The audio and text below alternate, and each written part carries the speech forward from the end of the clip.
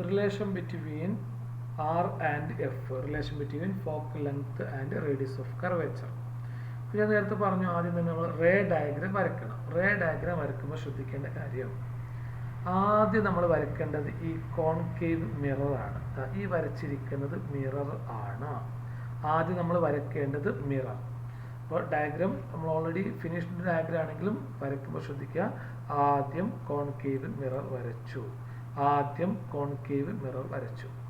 ഈ പിന്നിലുള്ള വരകൾ ഉദ്ദേശിക്കുന്ന കണ്ണാടിയുടെ ബേക്കിലെ പെയിന്റ് ആണെന്ന് വിചാരിക്കാം. അപ്പോൾ ഈ ഭാഗമാണ് റിഫ്ലക്റ്റിംഗ് സർഫസ്. ഓക്കെ, ആ കണ്ണാടിയുടെ പോൾ ആണ് പി, മിററിന്റെ പോൾ ആണ് പി എന്ന് അടയാളപ്പെടുത്തിയിരിക്കുന്നത്. ഇത് സെന്റർ ഓഫ് കർവേച്ചർ ആണ് സി. സെന്റർ ഓഫ് കർവേച്ചറിലൂടെ പോളിലൂടെ കടന്നു പോകുന്ന ലൈനിന്റെ പേരാണ് പ്രിൻസിപ്പൽ ആക്സിസ്. അപ്പൊ ഈ വരച്ചിരിക്കുന്ന ലൈനാണ് പ്രിൻസിപ്പൽ ആക്സിസ്. ഇനി പറയാണ് ഒരു ലൈറ്റ് റേ എ ബി എന്നുള്ള ലൈറ്റ് റേ നേരെ ബി എന്ന പോയിന്റിൽ ഇൻസിഡന്റ് ചെയ്യുന്നു. എ ബി എന്നുള്ള ഒരു ലൈറ്റ് റേ ബി എന്നൊരു പോയിന്റിൽ ഇൻസിഡന്റ് ചെയ്യുന്നു. ആഫ്റ്റർ റിഫ്ലക്ഷൻ അതെന്ത് ചെയ്യുന്നു? ഫോക്കസിലൂടെ കടന്നു പോകുന്നു. എഫ് എന്നുള്ള ഫോക്കസ് ആണ്. ഇത് ഫോക്കസിലൂടെ കടന്നു പോകുന്നു. എ ബി എന്നുള്ള ലൈറ്റ് റേ ഇവിടെ ഇൻസിഡന്റ് ചെയ്തു. ആഫ്റ്റർ റിഫ്ലക്ഷൻ അത് ഫോക്കസിലൂടെ കടന്നു പോകുന്നു. ഓക്കെ, ഇത് സി. ഇത് പോയിന്റ് ബി, ഇൻസിഡന്റ് പോയിന്റ് നിന്ന് സിയിലേക്ക് ഒരു ലൈൻ വരച്ചു കഴിഞ്ഞാൽ ഇത് നോർമലാണ്. ഇൻസിഡന്റ് പോയിന്റിന് നോർമലാണ് ഈ ഡോട്ടഡ് ലൈൻസ് കാണിക്കുന്നത്. ഇപ്പൊ നമുക്കറിയാം ഇത് ഇൻസിഡന്റ് റേ ആണ്, ഇത് നോർമലാണ്. ഇൻസിഡന്റ് റേന്റെയും നോർമലിന്റെയും ഇടയിലെ ആംഗിൾ ആണ് ആംഗിൾ ഓഫ് ഇൻസിഡൻസ്. ഇത് റിഫ്ലക്റ്റഡ് റേ, ഇത് നോർമൽ, അതാണ് angle of reflection.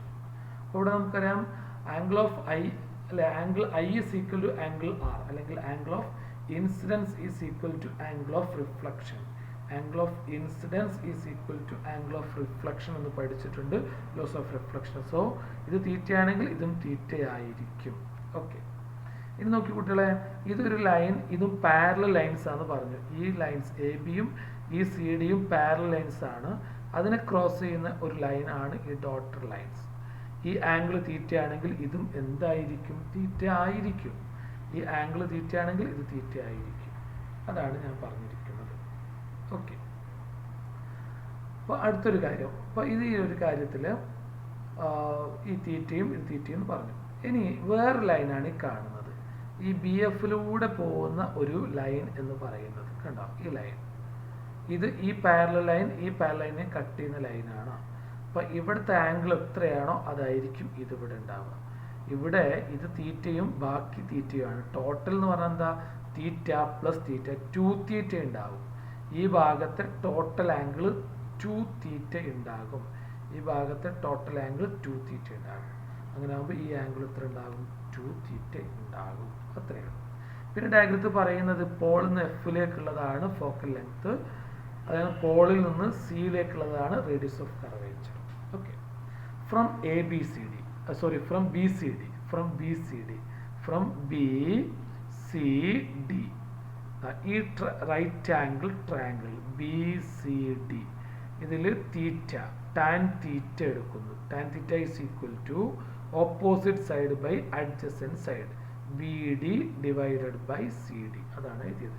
Tan theta is equal B D by C D. From triangle B F D, അടുത്ത triangle B F D, from triangle B F D, ഇതിൽ tan 2 theta ആണ് കിട്ടുക. Tan 2 theta is equal opposite side by adjacent side, B D by F D. Question number 2, ബി D by F ഡി. Okay, അപ്പോൾ നമ്മൾ പറഞ്ഞു theta very small ആണെങ്കിൽ tan theta എന്നുള്ളത് തീറ്റ എന്ന് മാത്രവും ടാൻ 2 തീറ്റ എന്നുള്ളത് 2 തീറ്റ എന്ന് മാത്രം എഴുതും. അപ്പോൾ equation 1 theta is equal B D by C D എന്നും ഇത് 2 theta is equal B D by F D എന്നും കിട്ടും. അതാണ് ഇക്വേഷൻ 1ഉം 2ഉം ഈ രൂപത്തിലേക്ക് മാറി. Theta is equal B D by C D, 2 theta is equal B D by F D.